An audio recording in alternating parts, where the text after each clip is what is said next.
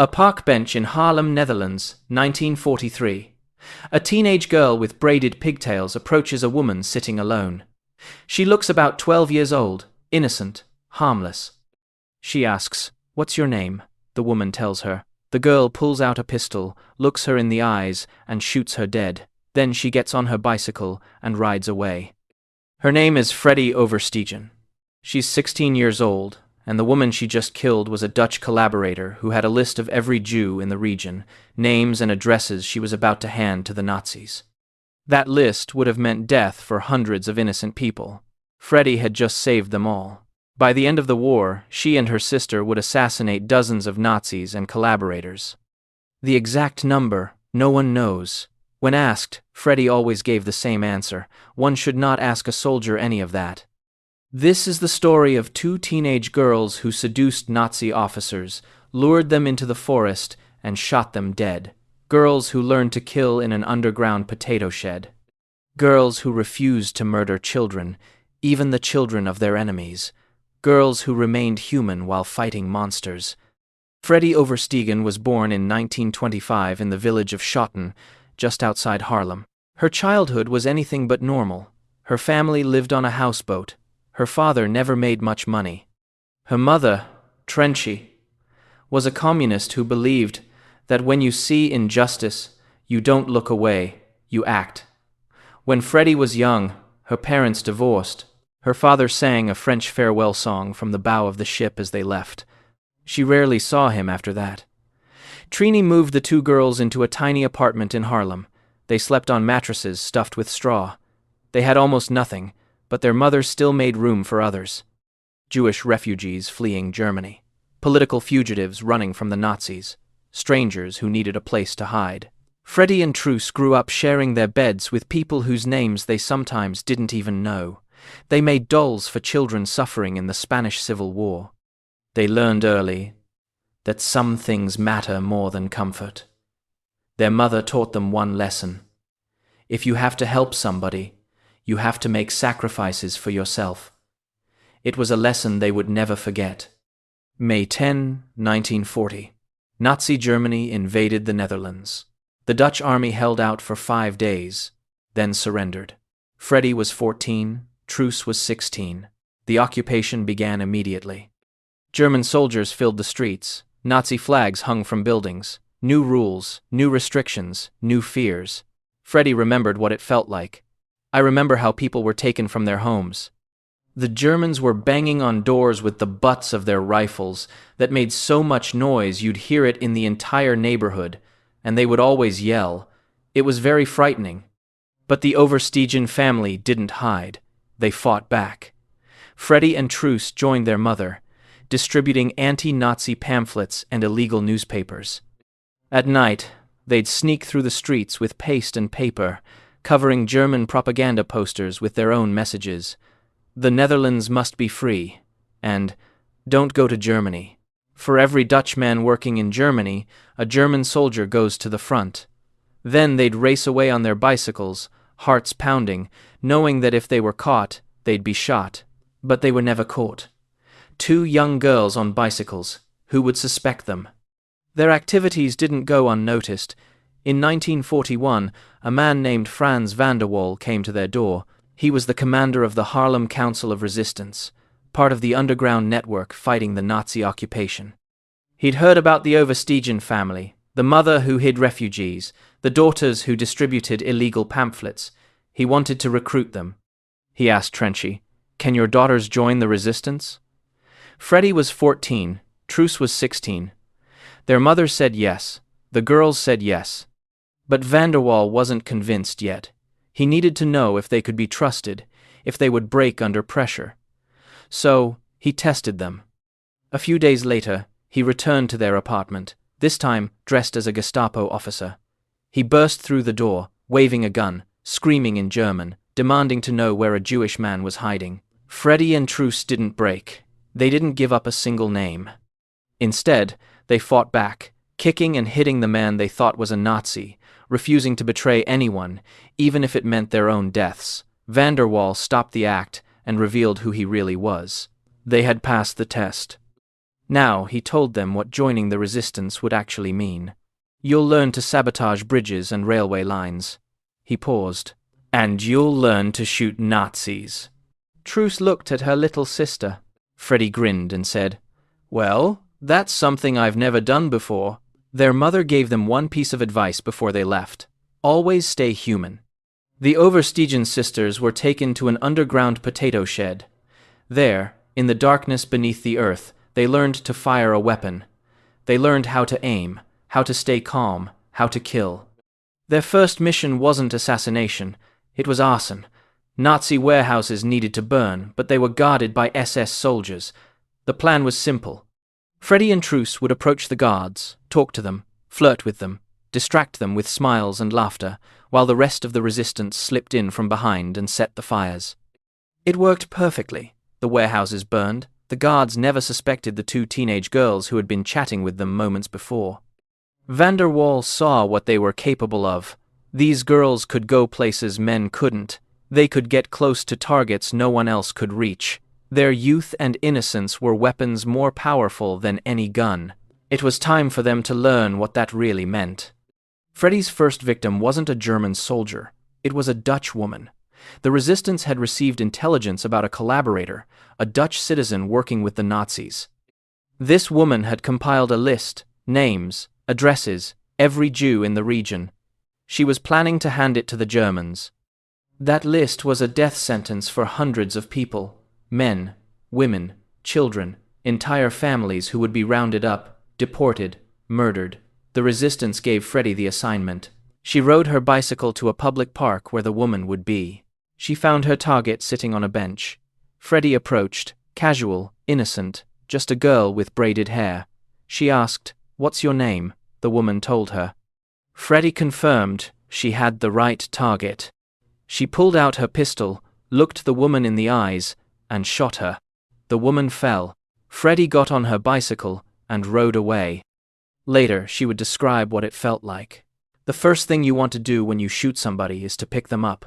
The instinct to help, even after you've killed them. That impulse never left her, no matter how many times she pulled the trigger. Freddie and Truce developed their own techniques. Sometimes they worked alone, sometimes together. Their methods evolved as they learned what worked. The forest. They would go to bars and taverns where German officers gathered. One sister would walk in alone, strike up a conversation with an officer, laugh at his jokes, touch his arm, lean in close. Then she'd ask the question, "Would you like to go for a stroll in the woods?" The officer always said yes. They'd walk into the forest together, deeper and deeper, away from the roads, away from witnesses. And there, hidden among the trees, the other sister would be waiting. One bullet to the head, the officer would fall. They'd leave his body in a hole that had already been dug and walk away to the bicycle. Other times, speed was the weapon. Truce would pedal the bicycle while Freddie sat on the back, pistol ready. They'd identify their target walking down the street, ride past him, and Freddie would fire. Then they'd keep riding. Just two girls on a bicycle, nothing unusual. We always went by bike, never walked. That was too dangerous, Truce explained later. I always made sure the coast was clear. That worked very well. The doorstep. Sometimes they'd follow a target home, learn his address, his routine. Then they'd knock on his door. When he opened it, he'd see a young girl, innocent, harmless. By the time he realized the danger, it was too late. In 1943, a third member joined their cell. Her name was Janice Johanna Schaft. Everyone called her Hanny. She was different from the Oversteegen sisters. Hanny came from a middle-class family. Her father was a teacher. She was studying law at the University of Amsterdam, planning to become a human rights lawyer.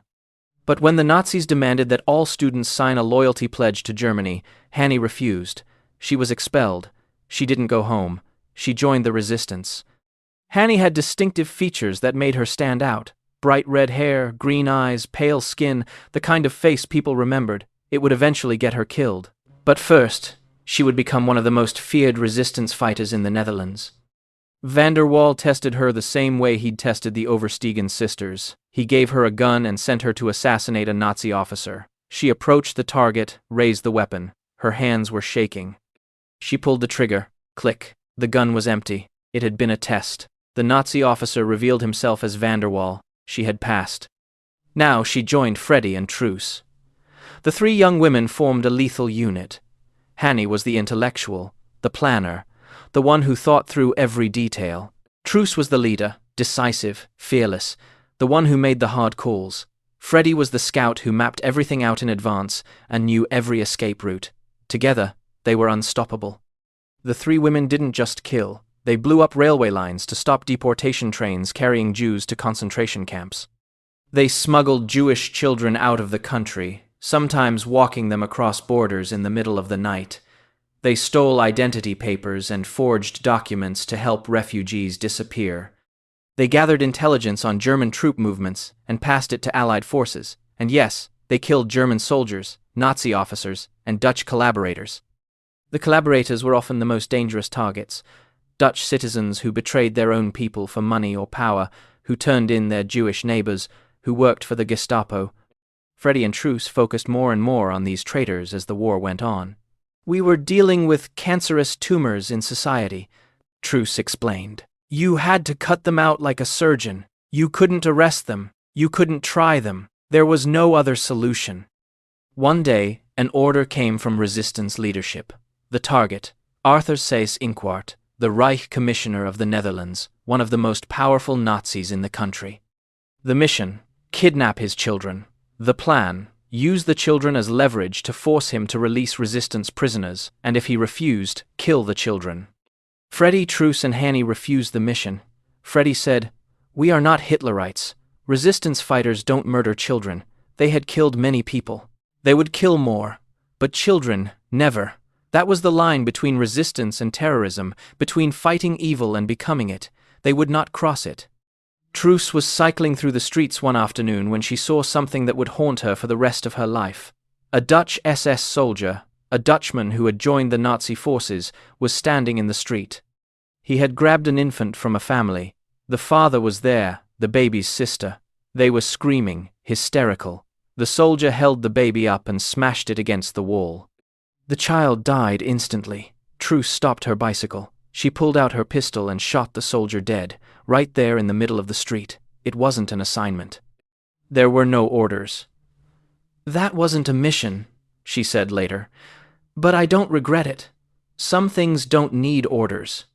By 1944, Hanny Schaft was one of the most wanted people in the Netherlands. Her red hair had been spotted at too many scenes. Witnesses described her, word spread. The Nazis issued a bulletin: "Find the girl with the red hair." Hanny dyed her hair black, started wearing glasses, changed her appearance as much as she could, but she didn't stop fighting. In June 1944, she and a fellow resistance fighter named Jan Boonkamp were assigned to kill a Dutch collaborator named Willem Ragut. They found him. Boonkamp shot him, but Ragut didn't die immediately, and in the chaos, Boonkamp was shot in the stomach. Hanny escaped. Boonkamp was captured. He was taken to a hospital, dying. The Nazis interrogated him. He refused to talk. Then they tried a different approach. An officer pretended to be a resistance member, told Boonkamp he was a friend, that he wanted to help. Boonkamp, delirious from blood loss and medication, believed him. He gave up Hanny's address. He died shortly after. The Nazis raided Hanny's parents' home. They arrested her mother and father and sent them to a concentration camp. Hanny went into hiding. She couldn't fight anymore. If she was captured, everyone she knew would die. For months, she stayed underground, but she couldn't stay hidden forever. March 21st, 1945. The war was almost over. Allied forces were advancing. Liberation was weeks away. Hanny was cycling through Haarlem, carrying copies of an illegal communist newspaper and a pistol. She was stopped at a Nazi checkpoint. They searched her. They found everything. She was arrested. They took her to a prison in Amsterdam. For weeks they interrogated her, tortured her, kept her in solitary confinement. They knew they had captured someone important, but they needed her to confirm it. Eventually, they noticed something. Her hair was black, but her roots were growing in red. They had found the girl with the red hair. Hanny admitted to her assassinations. She confessed to what she had done, but she never gave up a single name. Not one member of the resistance. Not Freddie, not Truus, no one. She protected her friends until the very end. April 17th, 1945, 18 days before the Netherlands would be liberated. The war was over. Everyone knew it. There was even an agreement between the Nazis and the Dutch resistance to stop executions. But Willy Lages, the Nazi officer in charge, ignored it. He wanted Hannie Schaft dead. 2 Dutch collaborators, traitors to their own country, were assigned as executioners. Their names were Martin Schmitz and Martinus Kuiper. They took Hannie to the sand dunes of Overveen, the same dunes where hundreds of resistance fighters had already been killed and buried. Schmitz raised his pistol and fired. The bullet grazed Hannie's head. It wounded her, but it didn't kill her. She looked at her executioner and said, "I shoot better than you." Kuiper raised his submachine gun and fired. Hannie Schaft died in those dunes. She was 24 years old. They buried her in a shallow grave, so shallow that her red hair was still visible above the sand. The Netherlands was liberated on May 5, 1945, 18 days after Hannie died. After the war, they found 422 bodies in the Overveen dunes, 421 men and 1 woman, Hannie Schaft. She was given a state funeral. Queen Wilhelmina called her the symbol of the resistance. But Freddie and Truus, they received nothing. For decades, the Dutch government ignored them. Why? Because they were communists. During the Cold War, anyone with communist ties was sidelined, forgotten, treated with suspicion. The sisters who had risked their lives to save their country were treated like enemies. Truus coped by creating art. She became a sculptor, making memorials to the resistance. She wrote a memoir. She spoke publicly about what they had done. Freddie chose a different path. "I coped by getting married and having babies," she said. She married a man named Jan Dekker, had 3 children, and tried to build a normal life. But the past never let her go. She suffered from insomnia, nightmares that came without warning. Every year, on May 4th, Remembrance Day in the Netherlands, she woke up with dread. When people asked how many people she had killed, she always gave the same answer. One should not ask a soldier any of that. She never said the number. Neither did Truus. Some things you carry alone. For almost 70 years, Freddie and Truus waited. Finally, in 2014, Dutch Prime Minister Mark Rutte invited them to a ceremony. He awarded them the Mobilization War Cross, a military honor for service during World War II. Freddie was 89 years old. Truus was 91. Freddie's son said it was the happiest day of his mother's life. After 69 years, someone finally said, "Thank you." Streets in Haarlem were named after them. Their story was told in books and documentaries, but for most of their lives, they had lived in silence, unrecognized, unhonored. 2 teenage girls who had killed Nazis with their bare hands, forgotten by the country they saved. Freddie Oversteegen died on June 18, 2016. She was 92 years old. Freddie Oversteegen died on September 5, 2018, 1 day before her 93rd birthday. Throughout her life, Freddie visited Hannie Schaft's grave. She left red roses for the friend who didn't make it. When asked what advice she had for future generations, Truus said, "When you have to make a decision, it must be the right one, and you must always remain human." Those were the words their mother had given them before they joined the resistance. Always stay human. Freddie and Truus killed people. They shot men in forests and on street corners. They watched the life leave their enemies' eyes, but they remained human. They cried after every kill. They refused to murder children. They carried the weight of what they'd done for the rest of their lives. The Nazis killed millions, systematically, industrially, without remorse, and lost their humanity entirely. That's the difference. During World War II, 90% of the Dutch population tried to live their lives as normally as possible under Nazi occupation. 5% collaborated with the enemy. 5% joined the resistance. Of that 5%, only a handful of women took up arms, and even fewer killed with their own hands. Freddie Oversteegen was one of them. A 14-year-old girl with braided pigtails and a pistol hidden in her bicycle basket. She wasn't a hero from a movie. There was no dramatic music, no slow-motion shots, no Hollywood ending. Just a teenage girl who decided that some things are worth killing for and some things are worth dying for. The three of them, Freddie, Truus, and Hanny, are believed to have killed dozens of Nazis and Dutch collaborators. Some estimates say the number exceeded 100. Freddie lived to be 92 years old. She never told anyone how many Nazis she killed, and she never apologized for any of it.